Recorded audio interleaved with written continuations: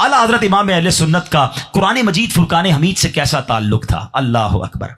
अभी आपका बचपन है, चाइल्डहुड है, उम्र कितनी है? सिर्फ 4 साल। अब जरा देखिएगा कुछ लोगों को किस तरह बचपन से सेलेक्ट कर लिया जाता है। कुछ औलिया ऐसे भी गुजरे हैं जो मादरजाद वली हैं, ये भी याद रखिएगा। औलिया किराम की बहुत सारी किस्में हैं। कुछ औलिया वो हैं जिन्होंने अपनी लाइफ गुजारी और गुनाहों भरी जिंदगी गुजारी थी, मगर किसी एक लाइफ में ऐसा टर्निंग पॉइंट आया कि उन्होंने तौबा की और अल्लाह ने विलायत का मर्तबा अता फरमा दिया। जैसे हजरत फुज़ैल बिन इयाज़, तौबा से पहले आप बहुत बड़े डाकू थे, मगर तौबा की, अल्लाह ने बहुत बड़ा वली बना दिया। हजरत जुनैद बगदादी के बारे में आता है पहलवान थे।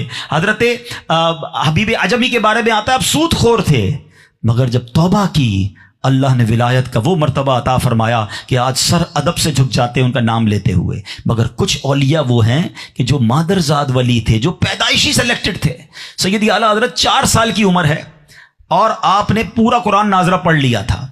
बचपन शरीफ का वाकया कि एक कारी साहब ने, वो आपको पढ़ाने आते थे घर पे कारी साहब, तो उनका हाफजा बड़ा मजबूत था। आला हजरत का हाफजा भी बड़ा मजबूत था और आला हजरत बहुत आसानी से सारे सबक पढ़ लिया करते थे। मगर एक दिन बड़ा अजीब वाकया हुआ कि कारी साहब कुरानी आयत आपको एक लफ्ज बार बार पढ़ाते, मगर आपकी जबान पर वो लफ्ज नहीं आ रहा था। कारी साहब जबर के साथ पढ़ा रहे थे, आप जेर के साथ पढ़ रहे थे।